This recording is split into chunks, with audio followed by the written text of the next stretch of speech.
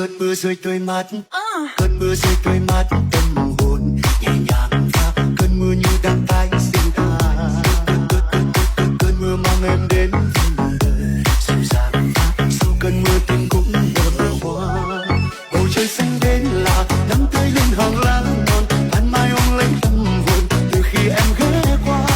Và tình yêu bắt đầu khi ta nhìn vào mắt nhau, anh thấy tim mình tái sinh sau nhiều cơn đau.